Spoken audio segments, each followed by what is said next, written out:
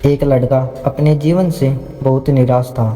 उनकी निराश का कारण यह था कि वह अब तक अपने जीवन में कुछ नहीं कर रहा था। उसके माता पिता उसे ताने मारते थे कि आपके सभी मित्र कुछ न कुछ कर रहे हैं, लेकिन आप अभी भी घर बैठे हैं। दोस्तों के बीच भी अक्सर उनका मजाक उड़ाया जाता था। वह कहीं जाता तो लोग उससे पूछते कि आप क्या कर रहे हैं। उसे यह बताने में भी शर्म आ रही थी। वह कुछ नहीं कर रहा था। धीरे धीरे उसने रिश्तेदारों से मिलना जुलना कम कर दिया और लोगों से मिलना भी बंद कर दिया। वह ज़्यादातर समय घर पर ही रहता है। वह अकेला रोता है और भगवान को कोसता है और अपनी किस्मत को दोष देता है। अब उसे अपना जीवन बोझ लगने लगा था। कभी कभी वह सोचता कि कब वह कुछ करने के योग्य बनेगा, और फिर वह सोचता कि जिंदा रहने से अच्छा मर जाना है। एक दिन वह अपने नगर की एक गली से गुजर रहा था। तभी उसने देखा कि एक उपदेशक दुख और परेशानियों पर उपदेश दे रहा है। वह भी उसी भीड़ में सबसे पीछे बैठ गया और गुरु के प्रवचन सुनने लगा। उपदेशक कह रहा था, दुख एक शिक्षक की तरह है जो हमें जीवन की सच्चाई दिखाता है और हमें जीने का सही तरीका सिखाता है। आप चाहे तो ज़िंदगी जीना भी सीख सकते हैं। गुरुजी उपदेश दे रहे थे कि तुम चाहो तो कुछ भी हासिल कर सकते हो, और अगर चाहो तो एक कोने में बैठकर रो सकते हो। इन सभी बातों को सबल ध्यान से सुन रहा था, लेकिन शिक्षक की यह बात पसंद नहीं आई। उसने खड़े होकर कहा कि कुछ भी सिखाने से दुख दूर नहीं होता, इसके केवल दर्द होता है। दुख की पीड़ा अंत है। ऐसा लगता है कि इसके बाद कुछ होने वाला नहीं है। इससे कुछ भी फर्क नहीं पड़ता। इसके सामने तो मौत भी छोटी लगती है। उपदेशक ने कहा, फिर तुम्हारा दुख क्या है? सबल ने उसके सामने अपनी सारी व्यथा सुनाई और पूछा, मेरे दुख का कोई उपाय है तुम्हारे पास? यह सुनकर शिक्षक मुस्कुराए और बोले, तुम उस दिन मेरे पास आओ जब आपके जीवन में वास्तविक दर्द हो। मैं आपकी समस्या का समाधान अवश्य करूँगा। यह कहकर गुरु वहाँ से चले गए। सबल ने सोचा, कहीं मेरा दुख नकली तो नहीं है?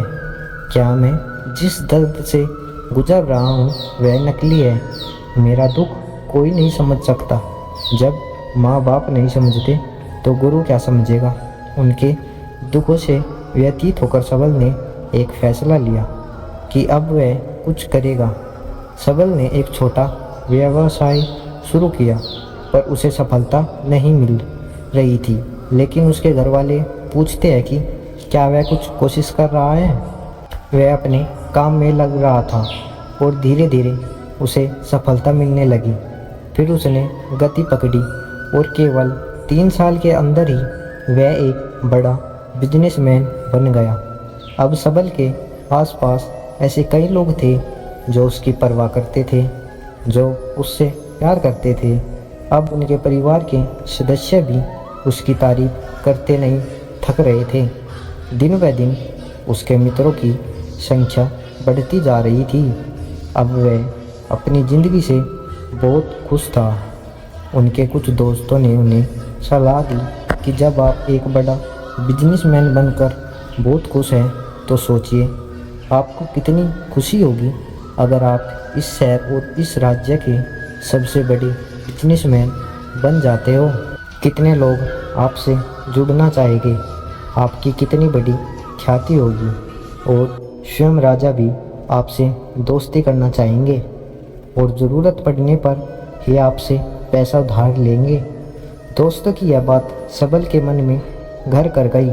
अब वह और पैसे कमाने की कोशिश करने लगा, लेकिन उसे यह सब बहुत ही जल्दी चाहिए था। वह समय बर्बाद नहीं करना चाहता था। उनका अधिकांश समय इन चीज़ों को प्राप्त करने में गलाने लगा। इसलिए वह ऐसे काम करने लगा जो सही नहीं थे। उसने बड़ा उधार लेना शुरू कर दिया। उसके दोस्तों से पैसे की मात्रा और अधिक मुनाफा कमाने के लालच में वह अपने माल में मिलावट करने लगा। उसने अन्य व्यापारियों के खिलाफ भी साजिश रची और उन्हें डराया धमकाया। जैसे उसके दोस्त कहते थे वैसे ही करता था। अब इन तरीकों से ज़्यादा पैसा कमा रहा था, पर अब उसके जीवन में पहले जैसा चैन ना था। उनके मन की शांति गायब हो गई थी और वह रात को सो नहीं पाता था। वह हंगामे में रहता था। वह सब कुछ पाकर भी उन्हें किसी चीज़ में सुख नहीं मिल रहा था।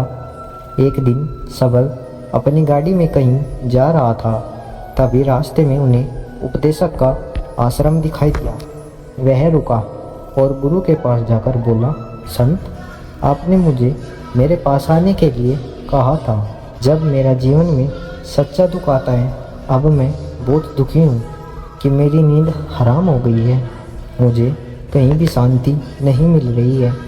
इस प्रकार सबल ने अपनी सारी समस्या गुरु को बता दी। गुरु ने कहा, जब तुम पहली बार मुझसे मिलने आए थे तब भी तुम किसी दुख में थे। अपने उस दर्द से क्या सीखा? सबल ने कहा कि सिर्फ सोचने और चिंता करने से कुछ नहीं होता। आपकी दृष्टि को सच करने के लिए यह कार्रवाई करता है और सिर्फ काम करने से कुछ नहीं होता, परिणाम भी मिलना चाहिए। जब आपको लगता है कि आपका लक्ष्य हासिल नहीं होने वाला, तब राह में चाहे कितने भी मुश्किल आ जाए, मन कितना भी निराश क्यों न हो, कितना भी लगता हो कि अब कुछ नहीं होने वाला, तब भी विश्वास करें, मैं जो भी कर रहा हूँ उसमें अवश्य सफल होऊंगा।